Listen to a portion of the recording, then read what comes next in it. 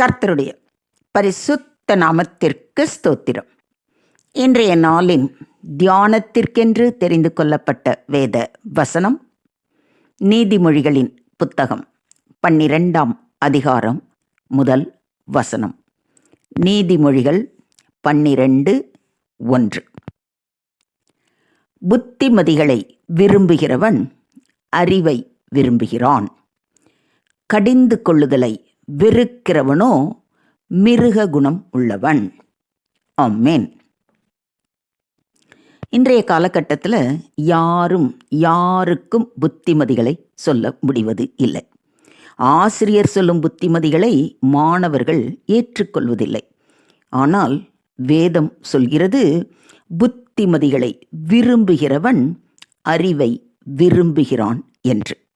அதே போல கடிந்து கொள்ளுதலை இன்றைய இளைஞர்கள் மிகவும் வெறுக்கிறார்கள். தகப்பன் தன் பிள்ளையை கடிந்து கொள்ளும்போது பிள்ளைகள் எனக்கு என்னோட அப்பா தான் பெரிய வில்லன் என்று குறை கூறுகிறார்கள். ஆனால் கடிந்து கொள்ளுதலை வெறுக்கிறவனோ மிருக குணம் உள்ளவன் என்று வேதம் மிக தெளிவாக அறிவுறுத்துகிறது. என் கடிந்து கொள்ளுதலுக்கு திரும்புங்கள், இதோ என் ஆவியை உங்களுக்கு அருளுவேன், என் வார்த்தைகளை உங்களுக்கு தெரிவிப்பேன். நான் கூப்பிட்டும் நீங்கள் கேட்க மாட்டோம் என்கிறீர்கள், நான் என் கையை நீட்டியும் கவனிக்கிறவன் ஒருவனும் இல்லை. என் ஆலோசனையை எல்லாம் நீங்கள் தள்ளி என் கடிந்து கொள்ளுதலை வெறுத்தீர்கள்.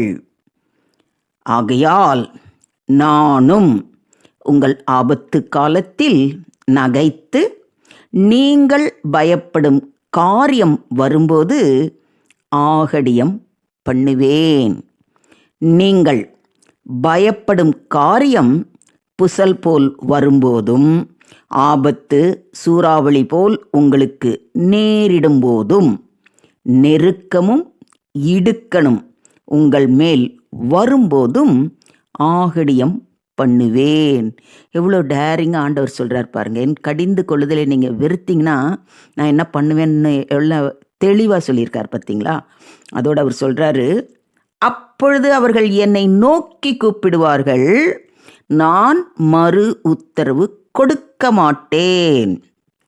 அவர்கள் அதிகாலையிலே என்னை தேடுவார்கள், என்னை காண மாட்டார்கள். என்ன ஒரு எவ்வளோ தெளிவாக ஆண்டவர் நமக்கு சொல்லியிருக்கார் பாருங்க. நான் உங்களை திருத்தறதுக்காக தான் உங்களை கடிந்து கொள்கிறேன். அப்படிப்பட்ட கடிந்து கொள்ளுதலை நீங்கள் வெறுத்தீங்கன்னா உங்களுக்கு என்ன கதியாகுன்றது ரொம்ப தெளிவாக இந்த அதிகாரத்தில் அவர் சொல்லியிருக்கிறார். அவர் சொல்கிறாரு, எனக்கு செவி கொடுக்கிறவன் எவனோ அவன் விக்கனமின்றி வாசம் பண்ணி ஆபத்திற்கு பயப்படாமல் அமைதியாய் இருப்பான். நீங்கள் கேட்கலன்னா நான் என்ன செய்வேன்னு சொன்ன ஆண்டவர், நீங்கள் எனக்கு செவி கொடுத்தா நீங்கள் எப்படி இருப்பீங்கிறதையும் ரொம்ப அழுத்தம் திருத்தமாக சொல்லியிருக்கிறார். கவனிச்சிங்களா? இன்றைய காலகட்டத்தில் விசுவாசிகள் கடிந்து கொள்ளுதலை ஏற்றுக்கொள்வதும் இல்லை, மனம் திரும்புவதும் இல்லை. மாறாக போதகரை விட்டு விலகுவதும் சபையை விட்டு விலகி வேறு சபைகளுக்கு செல்வதுமாக இருக்கிறார்கள். இப்படிப்பட்ட விசுவாசிகள் ஆவிக்குரிய வாழ்வில் ஆபத்தான இடங்களில் இருக்கிறார்கள். சாத்தான் எந்த நேரமும் அவர்களை கண்ணிகளில் சிக்க வைத்து விழத் தள்ளுவது உறுதி. நீயோ தேவ பிள்ளையே, பிசாசின் தந்திரங்களை புரிந்து கொண்டு எச்சரிக்கையாய் இரு என்று கர்த்தர் சபையை எச்சரிக்கிறார்.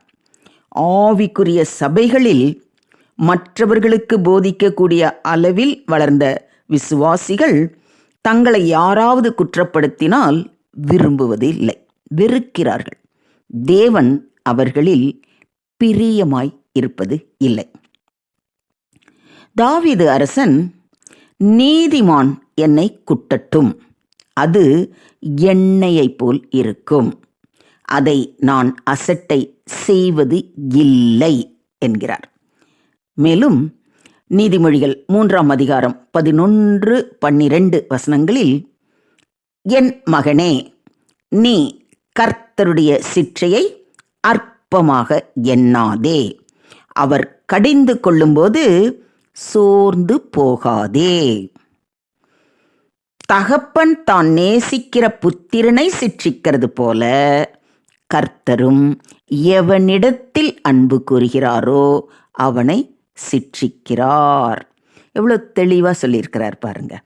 நீ கடிந்து கொள்ளுவதை விரும்பவில்லை என்றால் ஆபத்தான சூழ்நிலையில் உள்ளாய் என்பதை உணர்ந்து கொள் என்றுதான் இன்னைக்கு ஆண்டவர் நமக்கிட்ட இந்த தியான வசனத்தின் மூலமாக பேசுகிறார். அதனால தான் புத்திமதிகளை விரும்புகிறவன் அறிவை விரும்புகிறான், கடிந்து கொள்ளுதலை வெறுக்கிறவனோ மிருக குணம் உள்ளவன் என்று ரொம்ப தெளிவாக நமக்கு சொல்லியிருக்கிறார்.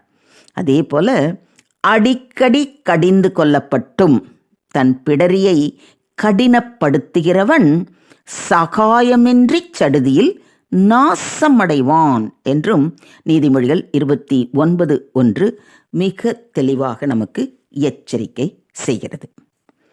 தேவன் நாம் தவறு செய்யும் போதும் அவருக்கு சித்தமில்லாத காரியங்களை செய்யும் போதும் பரிசுத்த ஆவியானவர் மூலம் நம்மை எச்சரிக்கை செய்கிறார்.